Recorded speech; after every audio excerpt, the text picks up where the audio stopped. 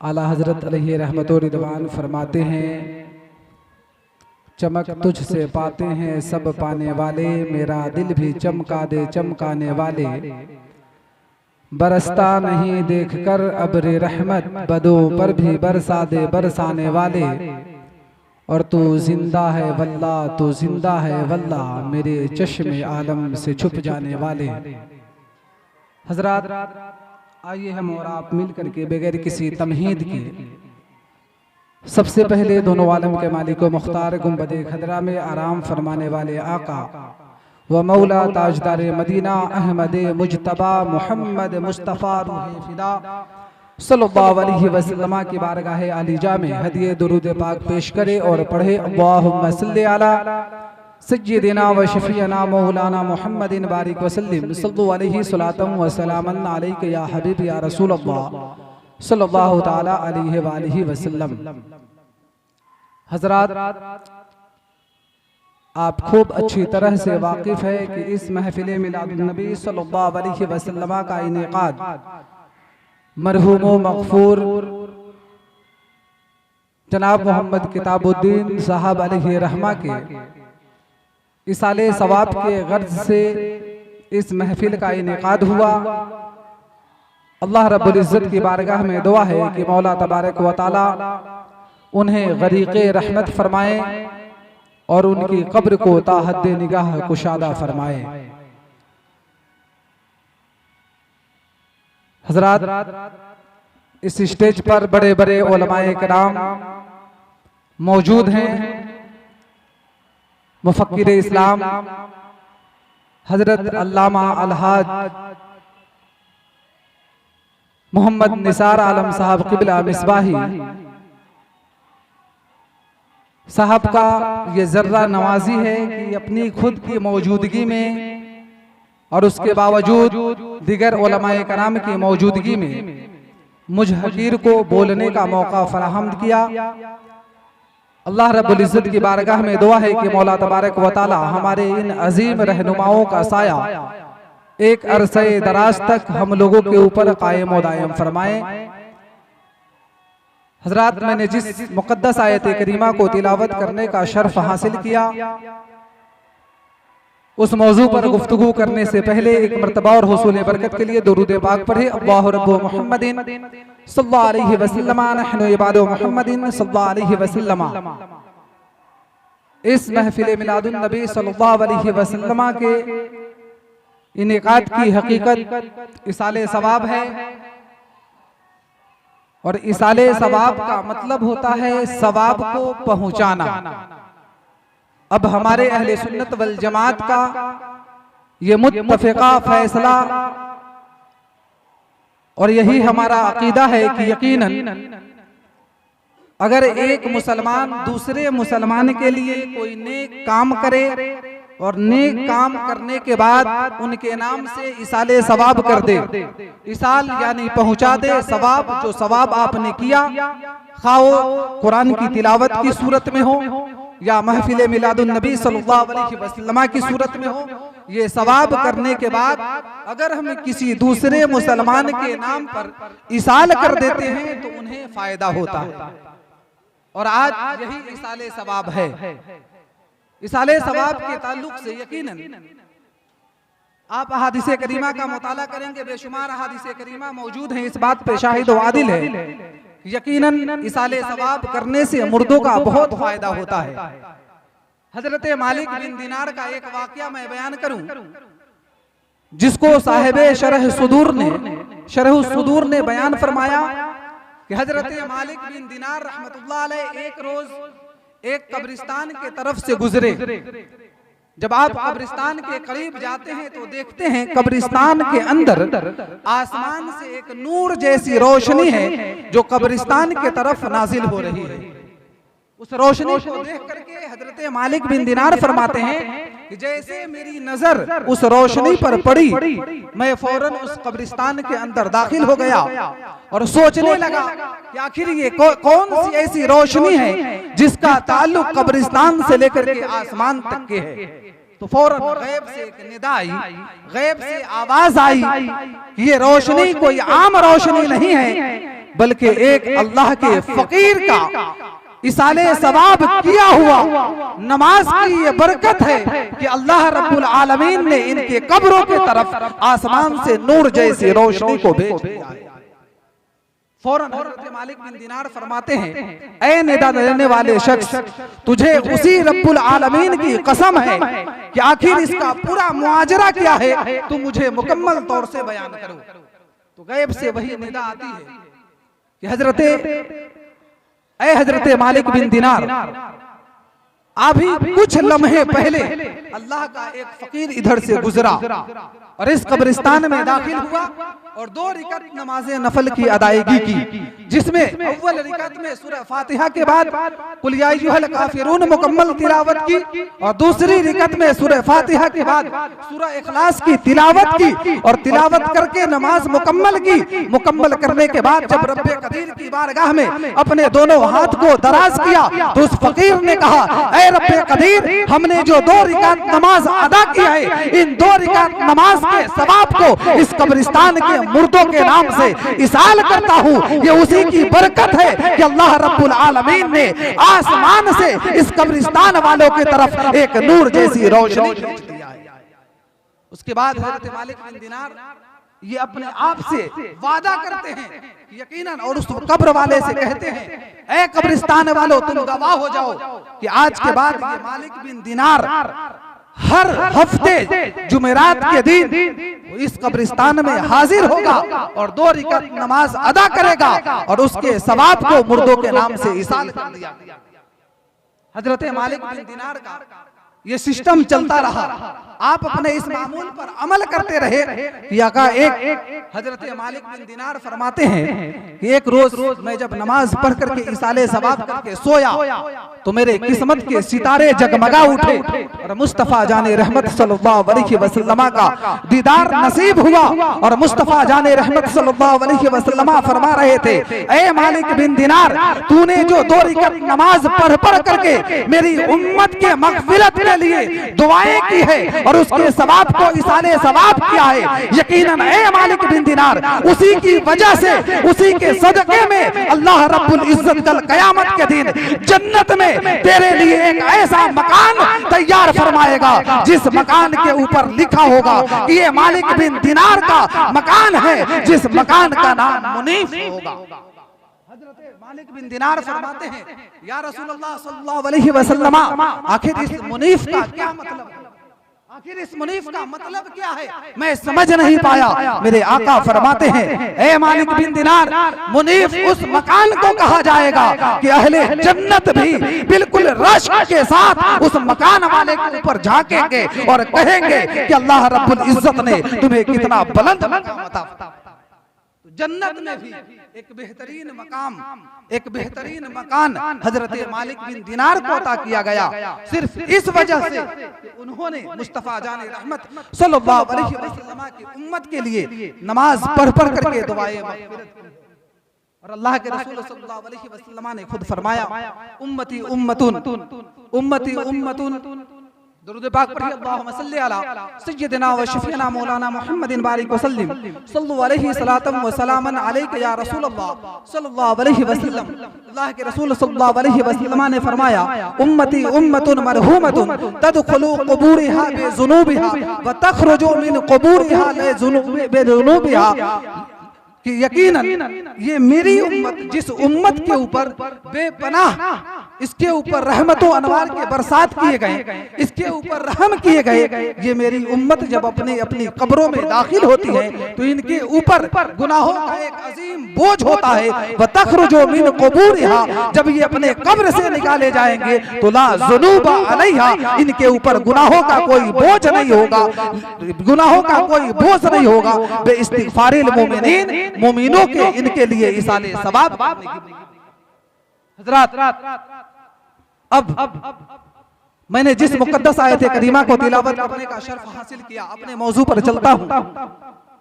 एक मर्तबा उसके माना और मफाहिम को समझने से पहले दुरूद पाक पढ़िए, अल्लाहु रब्बु मुहम्मदिन सल्लल्लाहु अलैहि वसल्लम नहनु इबादु मुहम्मदिन सल्लल्लाहु अलैहि वसल्लम। एक सबसे अजीम, सबसे बड़ा सवाल ये पैदा होता है कि हमारे अहले सुन्नत वल जमात में ये तरीका बिल्कुल आम तौर से राइज है कि अगर हमारे यहाँ पे कोई शादी ब्याह की महफिल हो फिर भी हम मुस्तफ़ा जाने रहमत सल्लल्लाहु अलैहि वसल्लम की महफिल का इनेकाद करते हैं। और जब कोई गम लाहिक हो, जब कोई इस दारे फानी से कूच कर चला जाए, उस वक्त भी हम मुस्तफ़ा जाने रहमत सल्लल्लाहु अलैहि वसल्लम के महफिल का इनेकाद करते हैं। आखिर वजह क्या है कि हम मौत पर भी नबी के महफिल का इनेकाद करें, खुशी के मौके पर भी नबी के महफिल का इनेकाद करें? आखिर वजह क्या है?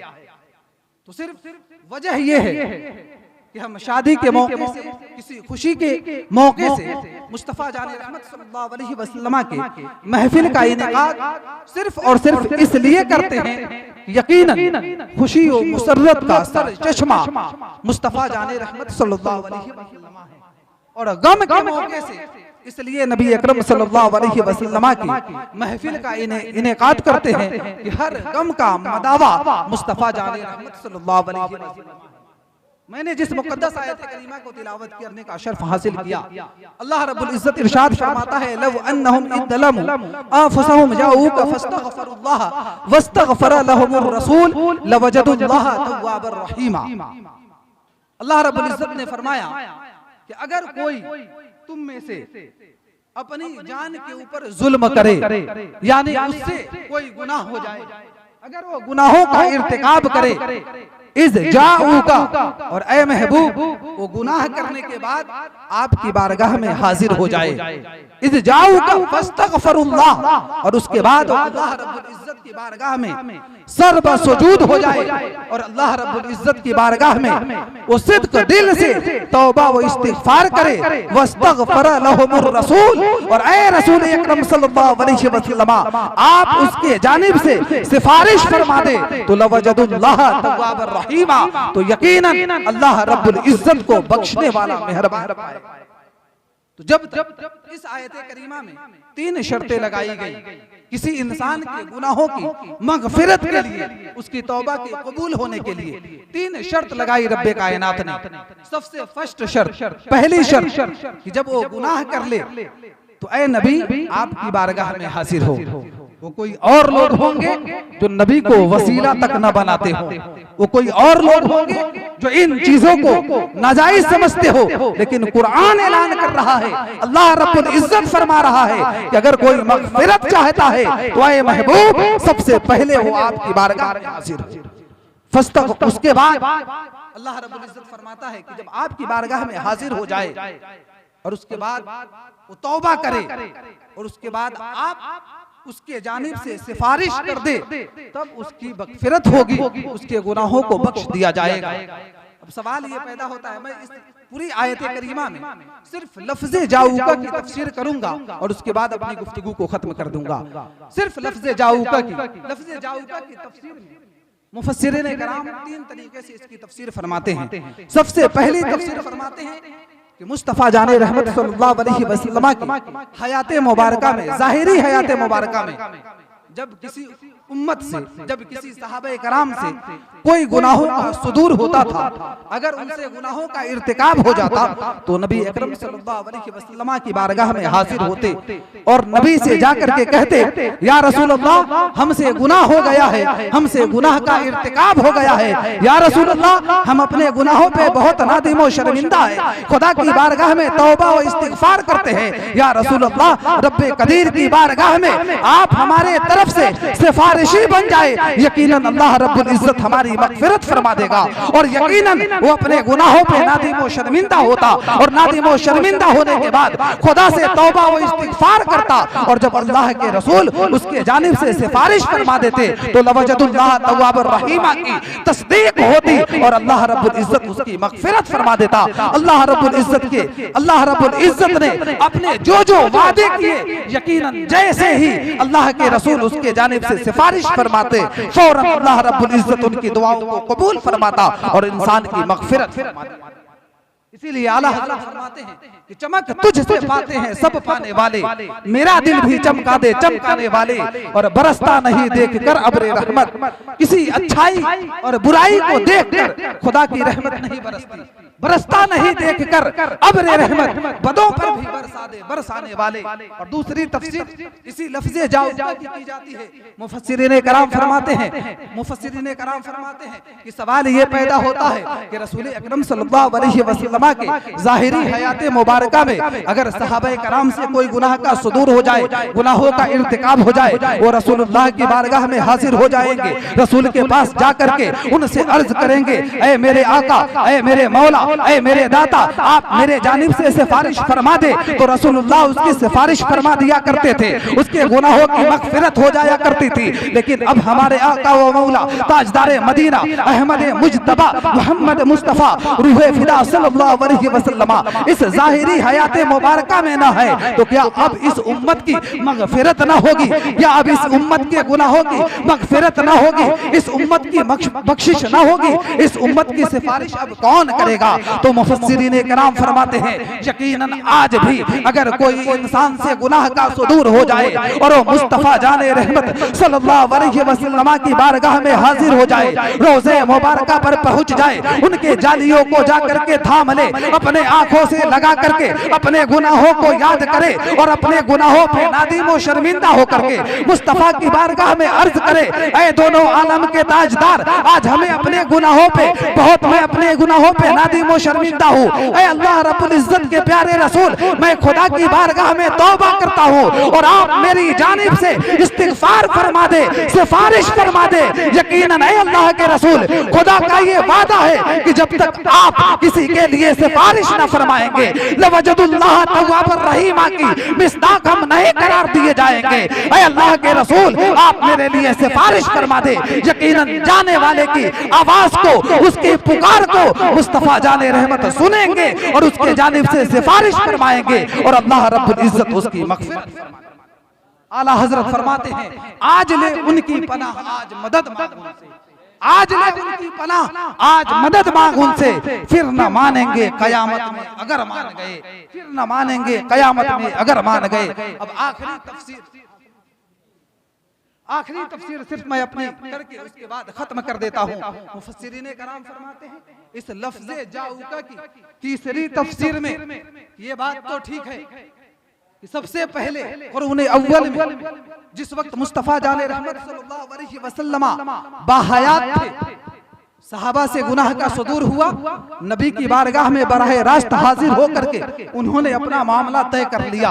अब जिनके पास मालो दौलत है, उन्होंने गुनाह किया, अब मालो दौलत अल्लाह ने दिया, अब वो तो नबी की बारगाह तक हाजिर हो गए, वहां जाकर के नबी को अपना सिफारिशी बना लिया और अल्लाह के रसूल ने उनके जानिब से सिफारिश फरमा दिया, उसकी मग़फ़िरत हो गई। लेकिन इस उम्मत का फर्द, वो लाचार भी तो है, गुनहगार तो है, वो गरीब भी है, उसके पास मालो दौलत नहीं है, वो मुस्तफ़ा जाने रहमत की बारगाह तक पहुंच सके। तो क्या पहुंचने वाले की मग़फ़िरत होगी? वो अल्लाह के रसूल को सिफारिशी बना लेगा, लेकिन जिसके पास उस रास्ते की इस्तिताअत नहीं है, वो वहां तक पहुंच नहीं सकता है, तो क्या उसकी भी मग़फ़िरत हो सकती है? आखिर हो सकती है तो कैसे होगी? तो मुफस्सिरीन कराम फरमाते हैं, आज भी जिसके पास जाने की इस्तिताअत नहीं है, उस रास्ते के खर्च उसके पास नहीं है, मालो असबाब मुहैया नहीं है, तो यकीनन वो अपने गुनाहों पे नादिम व शर्मिंदा हो जाए। अल्लाह रब्बुल इज्जत की अगर कहीं पे मस्जिदें मिलती है तो उस मस्जिद में चले जाए और जाकर के सर पर सुजूद हो जाए, अल्लाह रब्बुल इज्जत की बारगाह में रोए और गिड़गिड़ाए और अल्लाह रब्बुल इज्जत की बारगाह में वो तौबा व इस्तिग़फ़ार करे और वहीं से मुस्तफ़ा जाने रहमत सल्लल्लाहु अलैहि वसल्लम की तरफ लौ लगाए और पुकार करके कहे, या रसूल अल्लाह, मैं आपकी बारगाह तक पहुंच तो नहीं सकता, इतनी इस्तिताअत नहीं कि आपकी बारगाह तक मेरी हाजिरी हो सके, लेकिन या रसूल अल्लाह, मुझसे गुनाह हुआ है, मैं अपने गुनाहों पे नादिम व शर्मिंदा हूँ। या रसूल अल्लाह, मैं नादिम व शर्मिंदा होने के बाद खुदा की बारगाह में तौबा व इस्तिग़फ़ार करता हूँ। या रसूल अल्लाह, आप मेरी जानिब से सिफारिश फरमा दे। तो यकीनन आज भी अल्लाह के रसूल सल्लल्लाहु अलैहि वसल्लम हमारे पुकार को सुनेंगे। खुद आला हजरत फरमाते हैं, दूर नजदीक के सुनने वाले वकान काने लाले करामत पे लाखों सलाम। यकीनन आज भी कोई उम्मत अगर मुस्तफ़ा जाने रहमत को आवाज लगाएगा और सिफारिश करने के लिए उनको पुकारेगा, तो मुस्तफ़ा जाने रहमत मदीने मनव्वरा से उसकी सिफारिश फरमाएंगे और अल्लाह रब्बुल इज्जत उसे बख्शिश का परवाना अता फरमा देगा। तो यकीनन आज हमें अपने गुनाहों को ख्याल करना चाहिए, गुनाहों का ख्याल रखना चाहिए और अपनी जिंदगी को देखना चाहिए, अपनी जिंदगी का मुहासबा करना चाहिए कि मैंने अपनी जिंदगी में कितनी नेकियां की है।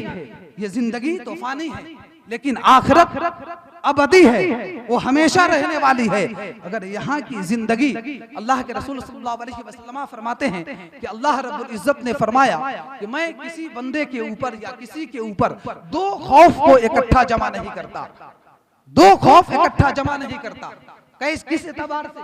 अगर कोई दुनिया में डरता है तो रब्बे कदीर कयामत के दिन उसे खौफ नहीं देगा, कभी उसके ऊपर कयामत के दिन खौफ तारी नहीं फरमाएगा। इसलिए कि जो दुनिया में डरेगा वो शरीयत मुस्तफ़ा सल्लल्लाहु अलैहि वसल्लम का बिल्कुल मुत्तबे होगा, यकीनन उसी पे अमल करने वाला होगा, शरीयत मोहम्मदी के दायरे में अपनी जिंदगी को गुजारने वाला होगा। लेकिन जो यहाँ न डरेगा, रब्बे कदीर उस दिन अपने जलाल की हैबत से उसके ऊपर खौफ तारी फरमा देगा, जिस खौफ से मुकम्मल तौर से इंसान लरजने लगेगा। इसलिए हमें चाहिए कि हम अपने गुनाहों का मुहासबा करें, गुनाहों पे नादिम और शर्मिंदा हो और खुदा की बारगाह में जाकर के तौबा व इस्तिगफार करें, अल्लाह के रसूल सल्लल्लाहु अलैहि वसल्लम को अपना सिफारिशी बनाएं। यकीनन आज भी अल्लाह के रसूल सल्लल्लाहु अलैहि वसल्लम हमारी सिफारिश फरमाएंगे और अल्लाह रब्बुल इज्जत हमें मगफिरत का परवाना अता फरमा देगा। अल्लाह रब्बुल इज्जत की बारगाह में दुआ है कि मौला तबारक व तआला हम तमाम को अपने आमाल का मुहासबा करने के बाद सिद्क दिल से तौबा करने की तौफीक अता फरमाए। आमीन सुम्मा आमीन। बजाहे सय्यिदिल मुरसलीन, इतने देर गुफ्तगू करने में अगर मुझसे कोई ऐसे जुमले का इर्तिकाब हुआ हो जिससे गुनाहों का सुदूर होता हो तो मैं अपने उस जुमले से सिद्क दिल से रुजू करता हूँ और अब मैं सिद्क दिल से पढ़ता हूँ। आप भी मेरे साथ पढ़े। अस्तगफिरुल्लाह रब्बी मिन कुल्लि ज़ंबि व अतूबु इलैहि, कलमा तय्यबा ला इलाहा इल्लल्लाहु मुहम्मदुर रसूल।